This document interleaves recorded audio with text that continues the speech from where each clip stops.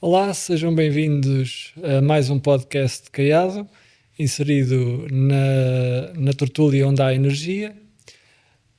Hoje vamos abordar a mobilidade elétrica, que já não é apenas uma tendência, mas sim uma transformação na forma como nos deslocamos e repensamos a energia. Hoje, para nos ajudar, temos aqui o engenheiro Paulo Branco, que é a pessoa que respira este tema e tem estado na linha da frente no que diz respeito à mobilidade elétrica. Bem-vindo, Paulo. Bom, obrigado pelo convite e obviamente é sempre um gosto estar neste tipo de iniciativa, é uma experiência sobretudo de troca, mais do que dar, também receber e enfim, resulta um bocadinho também do acumular de conhecimento ao longo destes últimos anos e, enfim, respiro, como estavas a dizer, o tema por casualidade também, porque acabou por se cruzar também na minha vida profissional este tema e acabei por abraçar e seguir esta tendência, como dizes, que já não é propriamente uma moda, é uma tendência, é uma inevitabilidade e é nesse sentido que estou aqui com gosto a partilhar este conhecimento também contigo e com quem nos vai assistir. Gostaria que tu nos pusesses assim de uma forma rápida, para quem não te conhece, obviamente, ficar enquadrado dentro do quem és, o que fazes e como é que chegaste até à mobilidade. Uhum. Bom, a minha área de formação é energia, portanto eu formei-me em sistemas de potência, depois passei por muitas atividades, uma delas muito próxima também da tua, trabalhei também na área da distribuição, depois posteriormente passei por uma outra marca sonante também aí da praça e estou na ABB já desde 2007. Entro neste tema pela tendência que o mercado foi assistindo há 10 anos atrás, sensivelmente, e acabei por abraçar estas dinâmicas, este comboio, para não falar no carro elétrico, no comboio, porque a velocidade tem sido muita e é preciso alguém dar continuidade a essa velocidade com soluções. Portanto, o facto de eu estar também na marca onde estou, portanto a ABB, tem-me permitido, por um lado, acompanhar a legislação, que tem sido muito dinâmica, e ao mesmo tempo responder a essa legislação com produto e com soluções. Portanto, e é nesse sentido que eu apareço, de certa forma, nesta temática e estar envolvido profissionalmente no tema da mobilidade, mais nesse sentido. Muito bem. Fazendo apenas uma abordagem retórica e introdutória, muita gente pensa que a mobilidade elétrica é uma coisa nova, com pouco tempo, mas não é bem assim, não é? Sim, isso está ao alcance de todos. Quem fizer um pouco de história da mobilidade, vamos perceber que no século XIX, 1800 e qualquer coisa, 1828, há umas miniaturas do estudo do carro elétrico. Começa na Europa, num senhor húngaro, enfim, um engenheiro mecânico. Depois, posteriormente, há um outro senhor, enfim, um inventor sueco não, era europeu também, tinha ascendência sueca, mas era de escocês. E esse senhor fez o primeiro modelo, digamos assim, já real de carro elétrico e depois foram passos sucessivos até realmente termos um carro prático em 1889, 1890, que era um carro elétrico, que era muito particular porque as pilhas não eram carregáveis, digamos assim, ou as baterias, mas eram pilhas de certa forma, e movia-se com um alcance de 5 km. Portanto, que era ridículo, não é? Mas era o primeiro carro que se podia conseguir. Na altura era fantástico. E só para nós termos ideia, já nessa época, cerca de 2/3 das viaturas existentes no continente americano eram elétricas. Portanto, estamos a falar de 1890. Só depois um senhor mais tarde, um tal de Ford, toda a gente conhece, com o primeiro carro, o T, portanto, subejamente conhecido, portanto, foi uma referência, já a combustível térmico, portanto, que era muito mais interessante, muito mais barato, deixou o carro elétrico de parte. Portanto, e estamos hoje como? Bom, tivemos um primeiro carro elétrico passados 90 anos da GM, portanto, americano também, e posteriormente a Tesla, fazendo publicidade. Em 2008 dá-se o salto maior com o primeiro veículo elétrico de produção em série. No fundo, não inventámos a roda, fomos buscar esse conhecimento já com 150, 200 anos, que estava adormecido, e que hoje temos os carros já com a dinâmica e com a maturidade que conhecemos, com diversas marcas europeias, chinesas, pois sim, está aí, não há que se esconder. Isso para o consumidor é uma vantagem também. E mais do que tudo é preciso depois preparar a infraestrutura. É preciso preparar a infraestrutura e é isso que nós temos estado a assistir com uma dinâmica tal. E sobretudo Portugal. Portugal tem sido um pioneiro. Nós estamos aí no 4º, 5º lugar no número de viaturas elétricas vendidas no país. Nós hoje representamos, sei lá, a cota de mercado do elétrico rondará os 23%, 24%. Reparem, é uma coisa muito grande. Quer dizer, é bastante significativo. É muito significativo. Repara, se calhar 1 em cada 4 é elétrico. Carro que circula, começa a ter peso. Começa a ter muito peso. Sei lá, foram matriculados cerca de 52 mil, 53 mil viaturas o ano passado, 2025. Isso representou cerca de 25% a mais em relação a 2024. Portanto, é imenso. É 1/4 da faturação. Isso, em termos de infraestrutura, levou a que, se calhar, muito próximos dos 9 milhões de carregamentos. É uma loucura, é quase um carregamento por habitante. Okay? Isso correspondeu, se calhar, a 45%, 50% de aumento em relação a 2024. Vê bem os números a crescerem exponencialmente. E essa é a tendência. Portanto, hoje, se calhar, teremos para aí 500 mil de utilizadores. 474, 75 mil utilizadores. Isso corresponde a perto de 70% de aumento em relação ao ano anterior, que é brutal. E o que podemos dizer hoje, em 2026, é que se calhar rondará entre os 9% e 10% de veículos elétricos no nosso país, que já é muito. Muito porquê? Porque em 2024 eram só 3,5%. Vejam, triplicou. Portanto, estamos em momento de viragem, é uma inevitabilidade. Estamos a assistir, estamos a viver esse crescimento exponencial. Motivado por quê? Bom, estamos a viver momentos de crise energética, se calhar pior do que nos anos 70, seguramente, dizem os especialistas. É caro o combustível fóssil, comparativamente com a eletricidade, podemos tomar valores 3 vezes mais. Para fazer 100 km, se calhar pagamos 3 vezes mais em combustível térmico, portanto, carro térmico, do que... Com tendência a piorar. Com tendência a piorar. Basta a gente ligar a televisão, não é? Portanto, eu acho que é o caminho que as coisas estão a levar. Portanto, há uma tendência, é uma inevitabilidade, é uma necessidade. E é nesse sentido que temos assistido e que temos acompanhado. Portanto, a marca acaba por seguir a tendência, portanto, a ABB acaba por seguir a tendência, porque o mercado assim também dita.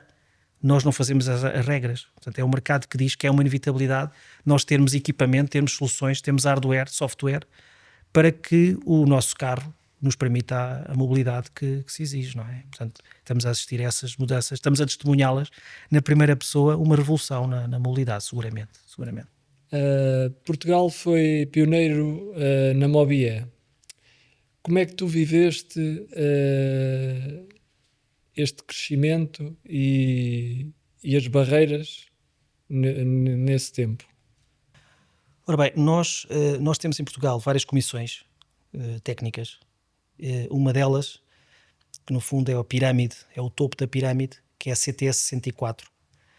Um destes temas da legislação, da atualização normativa, das portarias a regulamentar os vários temas da nossa área, baixa tensão, entroncam muito nesta questão da mobilidade. E estávamos em 2012, 2013, começámos a sentir muita pressão da parte do legislador, com lei a sair, com regulamentação europeia, para que a técnica se adaptasse a essa demanda e essa orientação legislativa, massificação da mobilidade. E era preciso pôr alguma ordem, digamos assim, nesta mudança. Era preciso realmente encontrar uma figura que tivesse uma responsabilidade, vá lá, de topo, que permitisse poder fazer a gestão desta nova realidade. Portanto, gestão do quê? Do consumo de energia. Então entra realmente a MOBIE por despacho regulamentar, que vinha e veio com o propósito de gerir, digamos assim, toda esta demanda de energia e o utilizador pagador. Okay?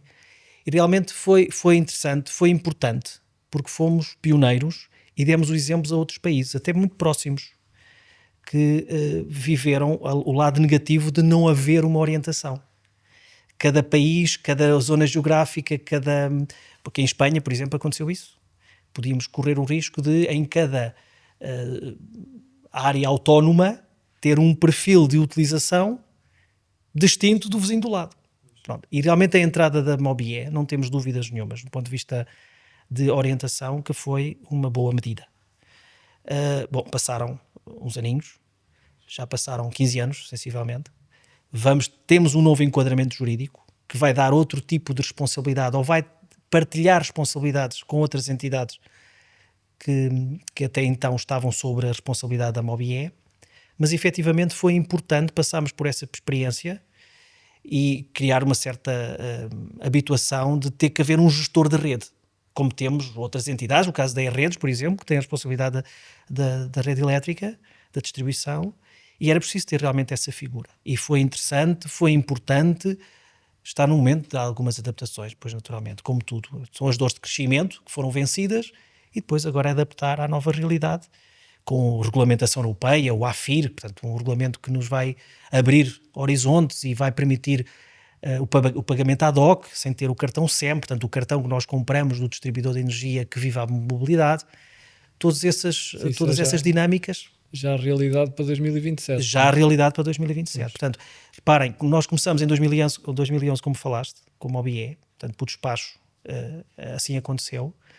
Passaram 15 anos e, ok, vamos ter que repensar, porque já temos a experiência e a maturidade para dizer que, ok, está no momento de repensar e de adaptar a realidade, adaptarmos à realidade porque ela está a acontecer. Não é? E nós temos que acompanhar, de certa forma.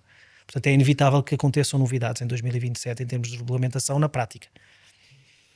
Muito bem, já sabemos de onde viemos, mas em 2026 como é que vês o panorama? Ou seja, o veículo elétrico é um mainstream ou ainda é considerado um nicho? O que é que tu achas? Eu não, Pedro, eu na primeira pessoa, porque eu sou utilizador de veículo elétrico, tenho essa experiência, não há como voltar atrás. Já não é um nicho, é uma inevitabilidade. Porque efetivamente o que acontece é que nós estamos a assistir diariamente a situações relacionadas com toda a dinâmica energética e todos os conflitos inerentes à situação, mas mais do que isto, nós temos políticas europeias e políticas ambientais, sobretudo, que levam a que realmente o veículo elétrico seja uma forma de cumprir essas metas para bem de todos. Nós vamos pagar uma fatura e estamos a pagar a fatura de fazer eventualmente muitos disparates, os nossos avós. Portanto, nós temos que efetivamente, enfim, cumprir a nossa parte e contribuir de certa maneira para esse mundo melhor, ou pelo menos, não direi de forma poética, mas é uma responsabilidade de todos. E o veículo elétrico é uma medida, entre outras. Portanto, o veículo não é hoje um nicho, o veículo elétrico não é um nicho, é uma tendência, uma inevitabilidade. E vejam-se a quantidade de marcas que nós temos hoje. Pode-se dizer que, ok, estamos a ser invadidos por marcas diversas, sabe-se lá de onde é que vêm, etc. Sim, fala-se muito das marcas chinesas. Marcas chinesas, mas reparem, por exemplo, a BYD já está à frente de Tesla. Há pouco tempo vendiam-se mais BYD que de Tesla. Isto para o consumidor é bom, porque há uma melhor orientação financeira, digamos assim, para várias bolsas, basicamente, não é? Porque o carro ainda continua a ser um carro elétrico, um dos handicaps é o preço. Portanto, nós sabemos que os preços são impactantes para a tomada de decisão. Sentimos isso na primeira pessoa também, não é? E a tendência de termos outras marcas vai nos ajudar naturalmente a tomar decisões mais adequadas ao nosso hábito, à nossa rotina, à nossa condição de carteira, pois naturalmente, mas isso é bom, isso tem que se pensar que é bom. Está bem, depois temos aí as tarifas e todas essas questões a que estamos sujeitos todos, mas isso é bom para o consumidor e não há volta a dar, quer dizer, é uma inevitabilidade. Eu diria que é uma inevitabilidade. E não é desgraça. É sim, é uma mudança e não se inventa a roda, eu disse há pouco, mas é verdade. O carro elétrico já existia, só temos é potenciá-lo e, pronto, e aproveitar agora esta dinâmica relacionada com os impactos ambientais e tudo mais, não é? Como é que tu vês a evolução da mobilidade elétrica nos próximos 5 a 10 anos? O que é que tu achas? É uma boa questão. Fazer de futurologia é difícil, mas pela experiência que estamos a assistir, nós vamos experienciar e vamos ser testemunhas de muita dinâmica relacionada com a tecnologia, com a tipologia de bateria. Hoje, um dos grandes investimentos, já falámos sobre isso também noutras ocasiões, um dos grandes investimentos é seguramente no armazenamento, é na bateria. É o que impacta. É o que impacta. É isso que nos vai dar a capacidade de chegar mais longe, mais rápido, com mais autonomia, basicamente. Porque o motor elétrico é um motor elétrico, que já existe há séculos. Pois é. Mas o armazenamento não. alteração. O armazenamento não. Portanto, temos que encontrar novas fórmulas de química, sobretudo a bateria sólida, que dá maior fiabilidade de segurança também, e está-se a apostar muito. Está-se a apostar muito nessa área. Quase todos os dias há novidades, mais um íon, mais um fosfato, que vai, de certa forma, permitir que a bateria se torne um elemento, enfim, mais capaz e que nos permita, e sobretudo que nos liberte tempo. Hoje uma das questões mais criticáveis e que pesa na escolha é também o tempo de carga. Porque isso vai nos obrigar a rever as nossas agendas, não é? Não só encontrar pontos de carregamento, que é importante investir aí, é preciso haver investimento nessa área. Está a acontecer, não tão rápido quanto eventualmente se desejaria, mas está a acontecer. Mais uma vez, é uma inevitabilidade, é uma necessidade. E pronto, isto tem impacto naturalmente nas nossas vidas. Sabemos também que grande parte da população não tem o privilégio de ter uma garagem. Portanto, estamos a falar, se calhar, 35%, 40%, 43% da população não tem garagem para poder fazer o seu carregamento em casa. Mas o caminho é esse, é prepararmos as infraestruturas existentes, porque nós temos um parque instalado, muita habitação. São muitos milhões de frações. Verdade que são habitações maioritariamente com mais de 30, 40 anos, mas que estão em condições para repensar e para poder adaptar a esta realidade. Bom, isto é o investimento a fazer de proximidade. E depois temos o investimento a fazer no ambiente público, com carregadores rápidos, onde a ABB foi pioneira. Portanto, há mais de 10 anos que nós desenvolvemos tecnologia com semicondutor, com retificação, para estas áreas. E eu acho que é isso que vamos assistir. Vamos assistir muita tecnologia, muita rapidez, sobretudo, que é o que se precisa nesta área para realmente podermos fazer uma transição o mais suave possível, porque não podemos ficar apiados. Não é? Basicamente é isso. Há uma discussão sobre o hidrogênio versus o elétrico. Qual é a tua perspectiva? Elas podem coexistir ou isto vai pender maioritariamente para um lado? Parece-me que vão ter que coabitar. Se calhar, se falarmos um bocadinho do hidrogênio, se calhar pela sua particularidade física, o hidrogênio será eventualmente para grandes rotas, se calhar para as grandes galeras dos caminhões que circulam na Europa, portanto, fazem as grandes travessias da Europa, os caminhões, os transportes públicos. Eventualmente, se calhar, o hidrogênio, pela sua natureza, pela sua dimensão, pela sua escala, se calhar o hidrogênio será nesse sentido. Enfim, viatura ligeira, enfim, temos, sem fazer muita publicidade, mas a Toyota foi um dos primeiros a liderar essa tentativa. Existem carros a hidrogênio, mas eventualmente não será esse o caminho, diria, maioritário. Vamos coabitar. Se calhar o primeiro salto, antes de termos realmente uma viatura elétrica ou um outro combustível, possa ser o hidrogênio, o que nós temos estado a assistir também é o híbrido. Será um salto intermédio que vai permitir a que as pessoas se adaptem a estas mudanças e e estas formas distintas de energia do meu carro. Mas eu diria que vão coabitar. Não é possível o 8 e o 80.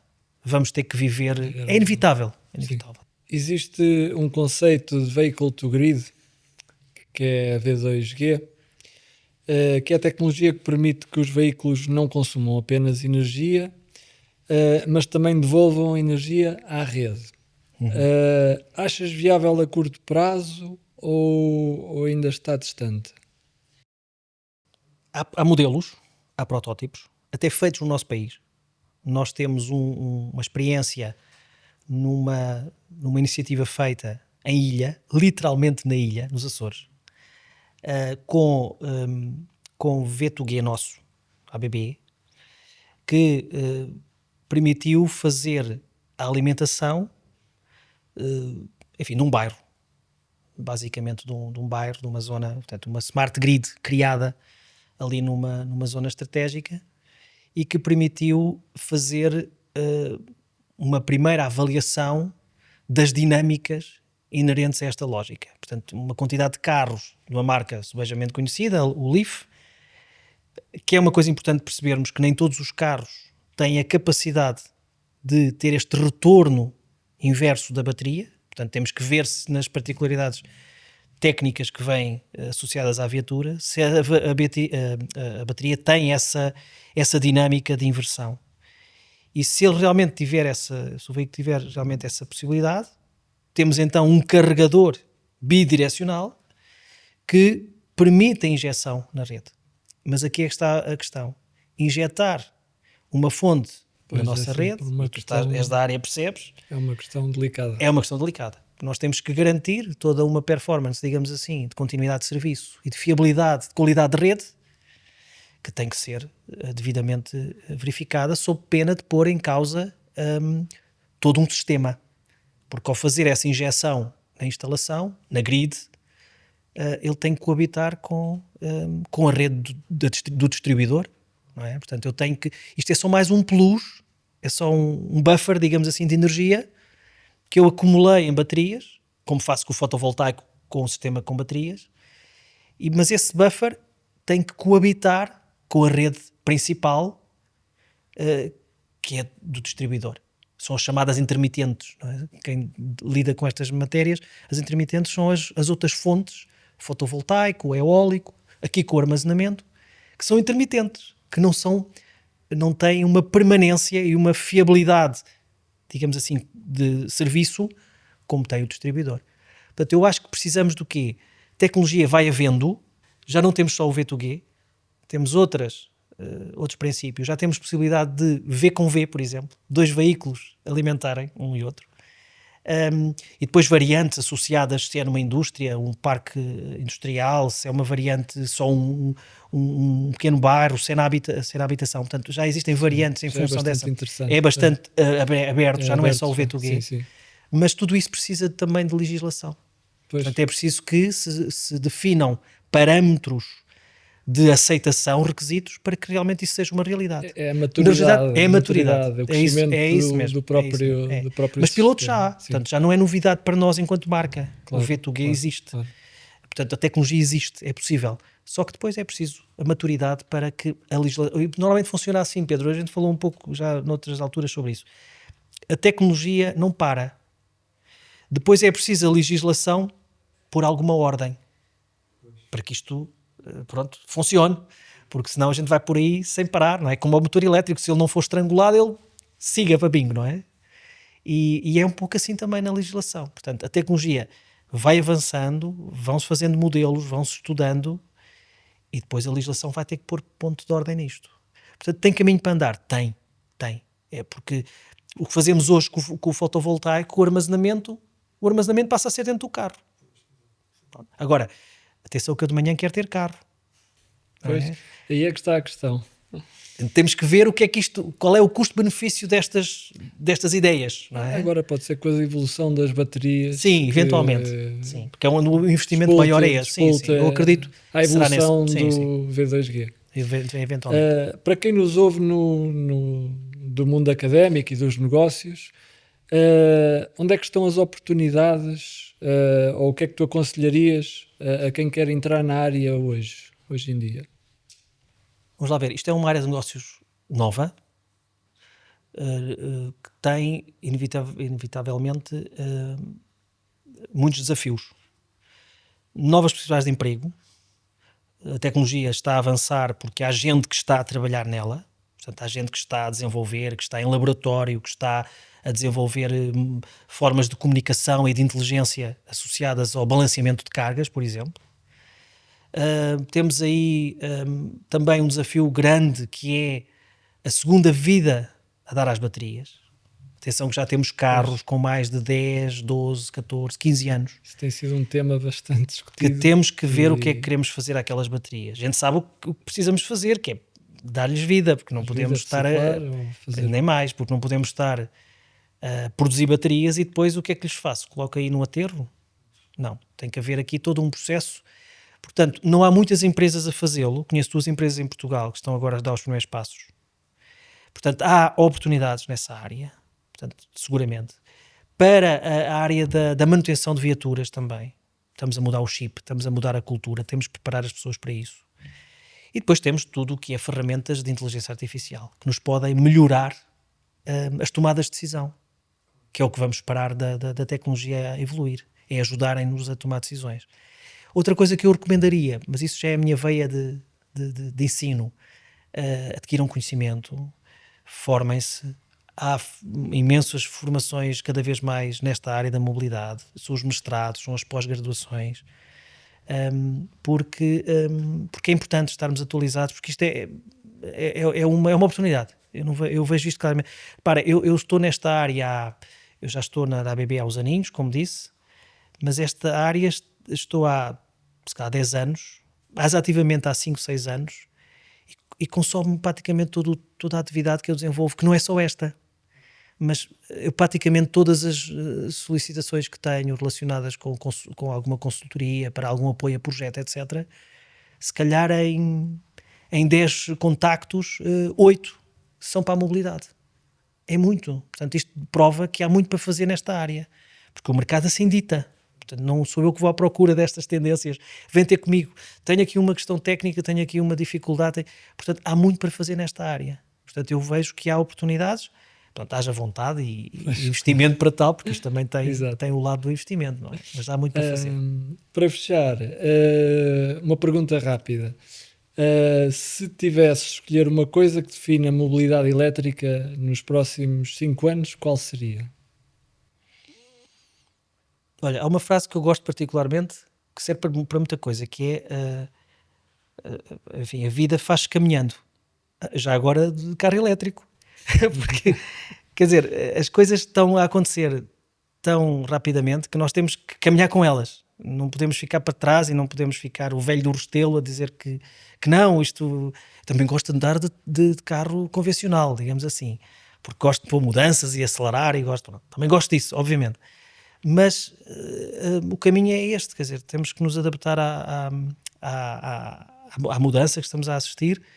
E o caminho faz sempre caminhando, olhando para a frente, embora se possa pôr também a marcha atrás, mas olhando para a frente, e de carro elétrico de preferência. Portanto, eu acho que vamos... uma coisa curiosa é que fez-se um inquérito aos portugueses, enfim, um condutor comum, e falou-se com aqueles que já têm a experiência de condução de veículo elétrico e os que ainda não tiveram essa experiência. E quem tem a experiência do veículo elétrico pode ter o saudosismo da velocidade, o acelerar e de fazer aqueles sons típicos, não é? Que dá gozo, não é? Mas já não quer voltar atrás. Já pode haver o stress de onde é que vou carregar o carro, etc. Mas já porque é confortável, sim, porque é mais barato, porque é mais barato. Já se começou a sentir na primeira pessoa, espera aí que isto custa. Portanto, já é mais barato optar pelo elétrico.